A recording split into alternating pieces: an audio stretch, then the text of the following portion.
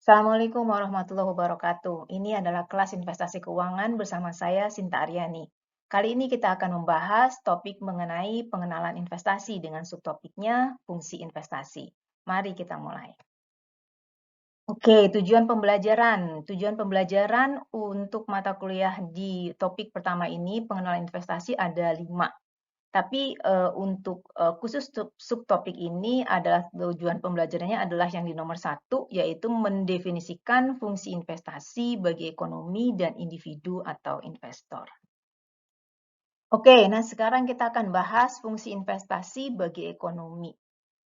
Sebenarnya ada nggak sih fungsinya untuk ekonomi kalau kita berinvestasi itu? Nah, kalau kita lihat ya, bagusnya kita ngelihat ekonomi ya. Ekonomi itu isinya ada apa aja sih gitu ya.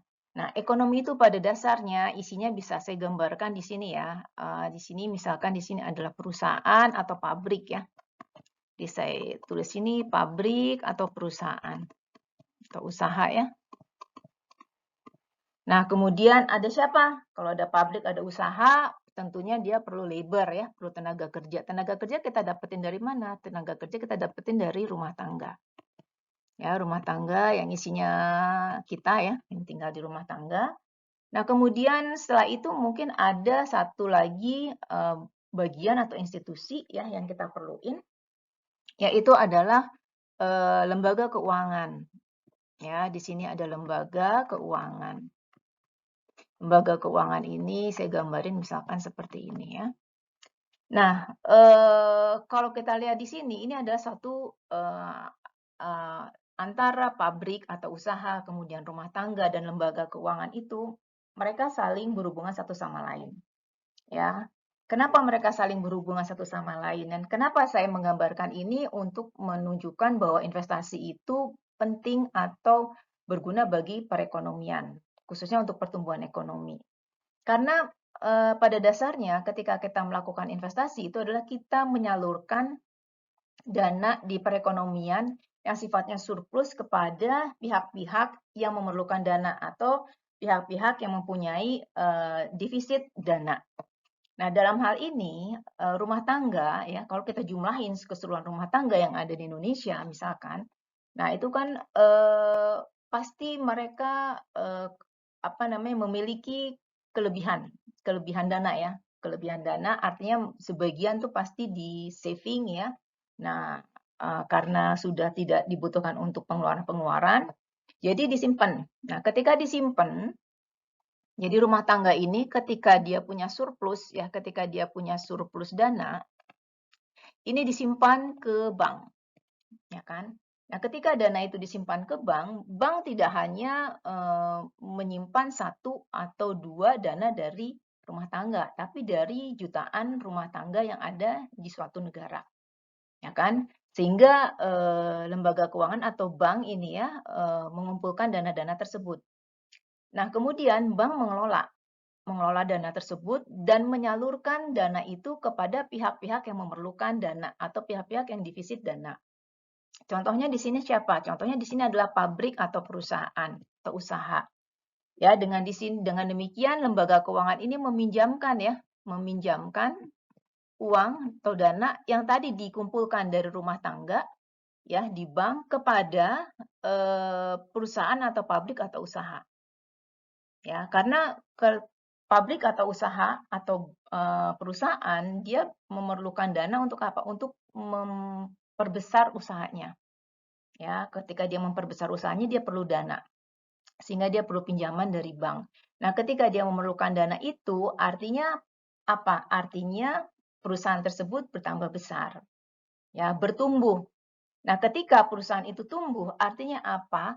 Itu mempunyai efek kepada kita juga, kepada rumah tangga. Karena apa? Perusahaan yang tumbuh itu akan memberikan gaji yang lebih baik kepada individu atau rumah tangga. Pada orang-orang yang bekerja di perusahaan tersebut. Ya, dengan demikian rumah tangga atau orang-orang yang bekerja di perusahaan tersebut akan menjadi lebih sejahtera. Kalau orang-orang itu menjadi lebih sejahtera, ya orang-orang yang di sini menjadi lebih sejahtera, artinya apa? Artinya dia akan membelanjakan uang yang lebih banyak, ya untuk kebutuhannya, dan dia juga akan melakukan investasi. lebih banyak. Ya, dengan demikian akan lebih banyak lagi uang yang disimpan kepada lembaga keuangan. Dengan demikian, ini kalau misalkan kita lanjutin terus, ini seperti putaran ya. Jadi ini adalah suatu circle atau lingkaran yang tidak berhenti. Yang mana sebenarnya akan semakin besar membuat pertumbuhan ekonomi di sebuah negara itu menjadi bertumbuh. Karena apa? Karena tadi investasi yang dilakukan oleh rumah tangga. Oke? Oke, sekarang kita akan bahas fungsi investasi bagi individu. Yang pertama, investasi itu adalah komitmen. Kenapa dikatakan bahwa investasi itu adalah komitmen? Karena ibaratnya kalau kita berinvestasi itu seperti kalau kita menanam pohon. Ya, ketika kita menanam pohon, kita punya komitmen, ya kan, untuk merawat pohon tersebut, ya, supaya pohon tersebut yang tadinya belum jadi pohon, yang tadinya cuma bibit aja, kemudian tumbuh jadi tunas, kemudian tumbuh jadi tumbuhan kecil, kemudian tumbuh jadi pohon, itu terus-menerus tumbuh. Nah, untuk melakukan pertumbuhannya maksimal untuk pohon kita, supaya pohon kita nggak mati, kita harus rawat. Ya kan, kita harus rawat. Bagaimana kita ngerawatnya? Ya kita kasih pupuk, ya kita pelihara, kita ambil rumput-rumput yang ada di sekitarnya. Nah, itu yang saya analogikan dengan investasi. Investasi itu perlu komitmen karena apa? Pertama, karena kita harus menyisihkan uang kita. Uang kita harus kita sisihin setiap bulannya, setiap periode tertentu untuk kita investasikan. Ya, dengan demikian, dengan melakukan penyisian uang tersebut dan kemudian kita melakukan pemilihan investasi yang benar dengan meminimasi risiko yang ada, kita mengharapkan bahwa tadi pohon kita, tumbuhan kita itu bisa tumbuh dengan baik. Gitu. Sehingga itu adalah yang saya katakan sebagai komitmen ya. Jadi yang namanya investasi itu memerlukan komitmen. Kemudian yang kedua, investasi adalah harapan keuntungan di masa yang akan datang. Jadi kita mempunyai ekspektasi. Kalau kita melakukan investasi, kita akan mendapatkan keuntungan di masa yang akan datang. Nah, begitu juga tadi seperti kalau kita menanam pohon ya. Kita ingin suatu saat pohon itu tumbuh, pohon itu jadi besar, pohon itu jadi rindang. Pohon itu jadi kita bisa gunakan untuk berteduh. Atau misalkan pohon itu bisa kita gunakan karena misalkan pohon itu akhirnya nanti berbuah. Buahnya bisa kita nikmati atau buahnya bisa kita jual. Ya, begitu juga dengan investasi. Nah, dengan investasi kita berharap dana yang kita investasikan itu akan memberikan keuntungan pada kita. Nah, keuntungan apa aja sebenarnya yang bisa kita harapkan ya ketika kita melakukan investasi? Yang pertama, kalau kita melakukan investasi, kita berharap dana kita akan mendapatkan penambahan nilai atau capital gain. Artinya apa? Seperti tadi tumbuhan, investasi kita makin lama makin besar. Ya, tumbuhan kita juga makin lama makin besar, bertumbuh. Dari nggak kelihatan, naik 1 cm, 2 cm, dan seterusnya, sampai 2 meter, 3 meter, dan seterusnya. Nah, begitu juga dengan investasi kita. Ya, jadi kita ingin investasi kita nilainya bertambah terus setiap periodenya, setiap saatnya. Ya, kemudian yang kedua adalah pengembalian atau return.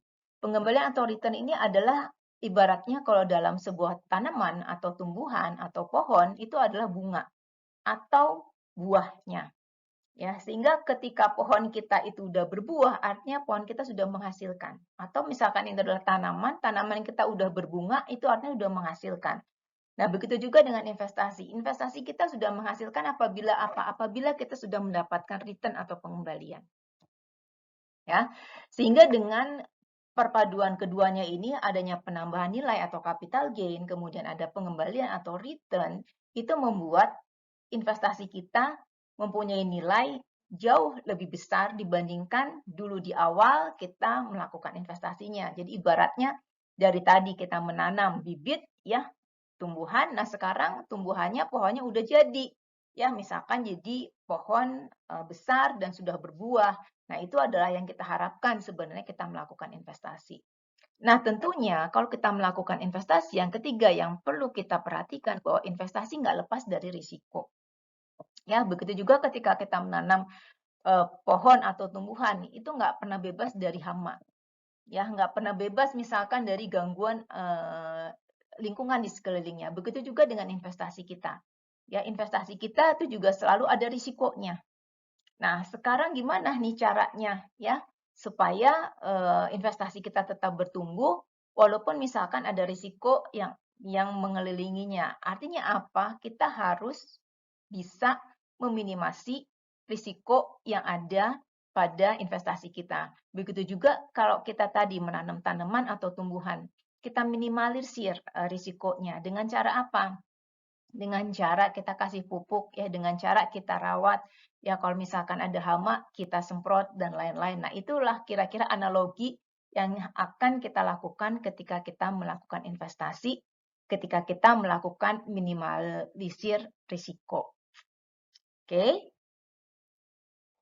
Oke, jadi sekarang kita udah tahu ya kalau kita berinvestasi itu bermanfaat buat perekonomian. Selain itu juga bermanfaat untuk masa depan kita. Nah, sekarang untuk memulai berinvestasi, jangan lupa nih ya ikutin video-video berikutnya. Terima kasih. Assalamualaikum warahmatullahi wabarakatuh.